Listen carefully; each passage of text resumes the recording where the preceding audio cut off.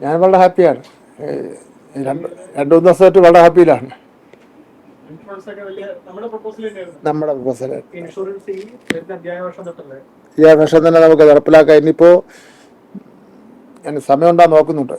ഇത് പാസ്സാക്കി കഴിഞ്ഞാൽ ഉടനെ തന്നെ പാസ്സാക്കണതിനിപ്പോൾ പാസ്സാക്കണമെന്നാ 2-3 ദിവസം പാസ്സാവുമല്ലോ.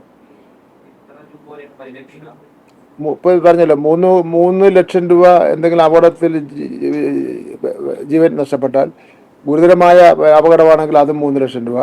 പിന്നെ OP ചികിത്സയ്ക്ക് ഇത് നമ്മളിത് യഥാർത്ഥത്തിൽ കേരളത്തിലെ ഈ പ്രധാനപ്പെട്ട ബാങ്കുകൾ, ഇൻഷുറൻസ് കമ്പനികളായിട്ട് കഴിഞ്ഞ 1 വർഷക്കാലമായിട്ട് ചർച്ച നടത്തിക്കൊണ്ടിരിക്കുകയാണ്. നിങ്ങളെന്ന് അറിയിച്ചില്ലെന്ന് മാത്രമേ ഉള്ളൂ. ചർച്ച നടത്തി. പിന്നെ ഗവൺമെൻറ്റിൻ്റെ ഇൻഷുറൻസ് കമ്പനി ഉണ്ടല്ലോ, ഇൻഷുറൻസ് ഡിപ്പാർട്ട്മെൻറ്റ്, അവരുമായി ചർച്ച നടത്തി.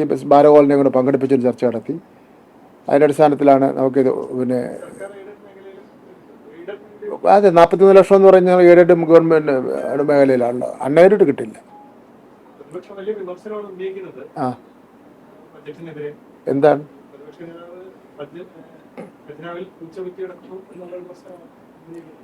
അല്ല, അത് പ്രശ്നം എന്ന് വെച്ചാൽ പൂച്ചയെ പോലും പ്രസവിക്കാൻ സമ്മതിക്കില്ല. ഇങ്ങനൊരു പ്രതിപക്ഷ നേതാവുണ്ട? പൂച്ചയെ പ്രസവിക്കുന്നതിന് ഇത്ര ആക്ഷേപിക്കാൻ തിരിക്കുന്നു.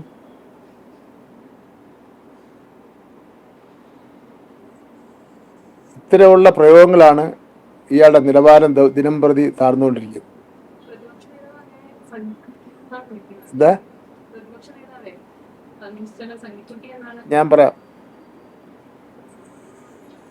ഇതൊരു ഏറ്റവും ജനങ്ങൾ അംഗീകരിക്കപ്പെട്ടിട്ടുള്ള ഒരു ബഡ്ജറ്റാണ്. എല്ലാ വിഭാഗം ജനങ്ങളെയും ഇത് പിന്നെ അഡ്രസ്സ് ചെയ്തിട്ടുണ്ട്.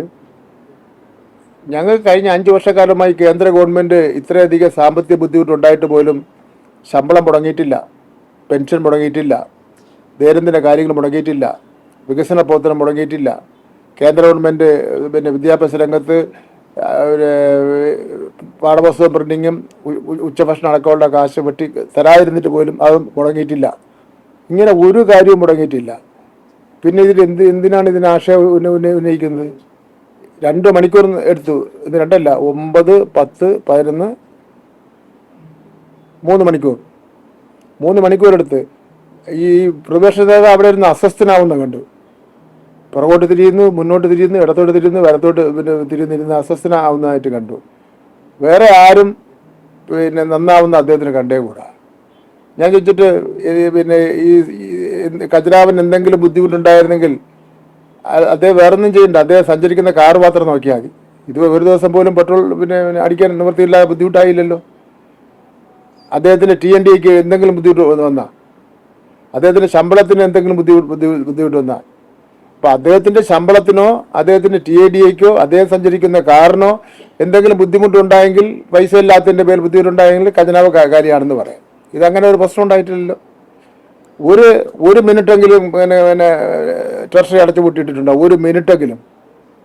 UDFിൻ്റെ കാലഘട്ടത്തിൽ എത്ര പ്രാവശ്യം ട്രഷറി അടച്ചിട്ടുണ്ട്? അപ്പോൾ ഇത് ഞങ്ങൾ അവതരിപ്പിച്ച ബഡ്ജറ്റ് ഇടതുപക്ഷ ജനാധിപത്യ മുന്നണി അവതരിപ്പിച്ച ഈ ബഡ്ജറ്റ് ഞങ്ങൾ തന്നെ നടപ്പിലാക്കുമെന്നുള്ള കാര്യത്തിൽ ഒരു തർക്കവും വേണ്ട. പൂർണ്ണമായും ഈ ബഡ്ജറ്റ് ഞങ്ങൾ തന്നെ നടപ്പിലാക്കും. അതല്ലേ ഞാൻ പിന്നെ ഇൻഷുറൻസിൻ്റെ കാര്യത്തിൽ ധൈര്യത്തോടുകൂടി ഇവിടെ പറയാൻ വേണ്ടി കാരണം. അതേസമയത്ത് UDFിൻ്റെ സ്ഥിതി എന്ന് പറഞ്ഞാൽ വളരെ മോശമായിരിക്കും. അദ്ദേഹം പറഞ്ഞത് ഈ ബഡ്ജറ്റ് ഞങ്ങൾ അവതരിപ്പിച്ച് ഞങ്ങൾ നടപ്പിലാക്കിക്കൊള്ളാം എന്നാണ് അദ്ദേഹം പറഞ്ഞത്. അദ്ദേഹത്തിന് ഞാൻ ഓർമ്മപ്പെടുത്താനുള്ളത്, 2ാം പിണറായി ഗവൺമെൻറ്റിൻ്റെ കാലഘട്ടത്തിൽ ഇലക്ഷൻ കഴിഞ്ഞുകൊണ്ടേ തന്നെ KPCCയുടെയും UDFിൻ്റെയും യോഗം കൂടി മന്ത്രിമാരുടെ വകുപ്പ് വിഭജിച്ച് ഓരോ മന്ത്രിമാർക്കും കൊടുത്ത് വകുപ്പിനെ സംബന്ധിച്ചിടത്തോളമൊക്കെ ഒരു ഏകദേശം ധാരണയായി. അങ്ങനെ ഇരിക്കുമ്പോഴാണ് തെരഞ്ഞെടുപ്പിൻ്റെ കൗണ്ടിങ് ആരംഭിച്ച് 1ാം പിണറായി ഗവൺമെൻറ്റിനേക്കാൾ ഭൂരിപക്ഷത്തോടുകൂടി വീണ്ടും 2ാം പിണറായി ഗവൺമെൻറ് അധികാരത്തിൽ വന്നത്. അതേ അനുഭവം തന്നെയായിരിക്കും ഈ വരാൻ പോകുന്ന തെരഞ്ഞെടുപ്പിൽ ഉണ്ടാകാൻ വേണ്ടി പോകുന്നത്. അതുകൊണ്ട് ഞങ്ങൾ അവതരിപ്പിച്ച ബഡ്ജറ്റ്, അതിൽ പറയുന്ന കാര്യങ്ങൾ ബഹുമാനപ്പെട്ട പ്രതിപക്ഷ നേതാവ് അങ്ങക്ക് മനസ്സിലാവില്ല. ഞങ്ങൾ തന്നെ അത് നടപ്പിലാക്കുമെന്നുള്ള കാര്യത്തിൽ യാതൊരു തർക്കവുമില്ല. അങ്ങ് അതിനുവേണ്ടി പ്രോബ്ലം ഉണ്ടാക്കണ്ട എന്ന് മാത്രമല്ല. ഇനിയിപ്പം ഇപ്പോൾ തന്നെ മുഖ്യമന്ത്രി ആവാൻ വേണ്ടി 4 പേര് ട്രെയിനിങ് നടത്തുകയാണ്. മുഖ്യമന്ത്രി ആവുന്നതിന് വേണ്ടി 4 പേർ ട്രെയിനിങ് നടത്തുന്നു. ഇന്നിപ്പോൾ ഒരാളും കൂടെ രംഗത്ത് വന്നിട്ടുണ്ട്. സുധാകരൻ ഞാൻ മുഖ്യമന്ത്രി സ്ഥാനത്തേക്ക് മത്സരിക്കാൻ തയ്യാറാണെന്ന് പറഞ്ഞിട്ട് പിന്നെ പല KPCC പ്രസിഡന്റ് സുധാകരൻ. അപ്പോൾ ഇപ്പം 4-5 പേരായി മുഖ്യമന്ത്രി സ്ഥാനത്തേക്ക് തന്നെ 4-5 പേര് ട്രെയിനിങ് ഇപ്പോൾ നടത്തിക്കൊണ്ടിരിക്കുകയാണ്. അപ്പോൾ ഇതെല്ലാം വെറും സ്വപ്നങ്ങൾ മാത്രമാണ്. ഈ സ്വപ്നങ്ങളൊന്നും സാക്ഷാത്കരിക്കാൻ പോകുന്നേ ഇല്ല എന്നുള്ള കാര്യം പറയുന്നു. ഓരോ ദിവസം കഴിയുന്നതോടും പ്രതിപക്ഷ നേതാവിൻ്റെ പ്രതിച്ഛായ ഇടിഞ്ഞിടിഞ്ഞിടിഞ്ഞിടിഞ്ഞിഞ്ഞ് വരികയാണെന്ന് അദ്ദേഹം മനസ്സിലാക്കണം. കഴിഞ്ഞ 2-3 ദിവസങ്ങളിലായി സോഷ്യൽ മീഡിയ അദ്ദേഹം വായിക്കാൻ നോക്കാൻ സമയം കുറവാണെങ്കിൽ അദ്ദേഹത്തിൻ്റെ സ്റ്റാഫിനെ കൊണ്ടെങ്കിലും സോഷ്യൽ മീഡിയ നോക്കിക്കണം. മാധ്യമങ്ങളും ടെലിവിഷൻ ചാനലും നോക്കണം എന്തൊക്കെയാണത് വന്നുകൊണ്ടിരിക്കുന്നത്. ഞാനെന്നും അദ്ദേഹത്തെ രാഷ്ട്രീയപരമായിട്ടുള്ളൊരു നിലപാടെല്ലാം സ്വീകരിക്കും. ഞാനാകെ പറഞ്ഞതെന്താ, ഞാൻ പറഞ്ഞു എൻ്റെ രാഷ്ട്രീയ നിലപാട് പറഞ്ഞു. ഒരു വിഷയത്തിൻ്റെ പേരിൽ ഒരാളോട് കാര്യങ്ങൾ ചോദിച്ച് മനസ്സിലാക്കണമെന്ന് പറയാൻ പാടില്ലെന്ന് എന്ത് ന്യായമാണ്?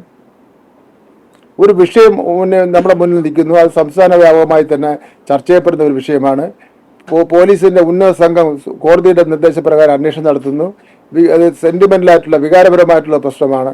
ആ പ്രശ്നത്തിൽ ഉൾപ്പെട്ടു എന്ന് പത്രങ്ങളിലൊക്കെ വന്നവരെ ഒന്ന് കാര്യം എന്താണെന്നൊന്ന് അന്വേഷിക്കാൻ.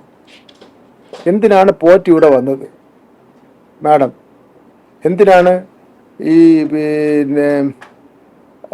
പോറ്റി എൻ്റെ അടുത്ത നമ്മുടെ ആളുടെ പേരെന്താ, ഗോവർദ്ധനൻ, ബെല്ലാരിയിലെ കച്ചവടക്കാരൻ വന്നത്? അത് ബെല്ലാരിയിൽ MP ആയിരുന്നു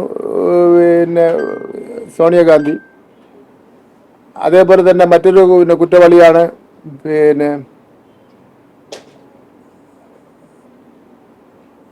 പോറ്റി, പിന്നാരെ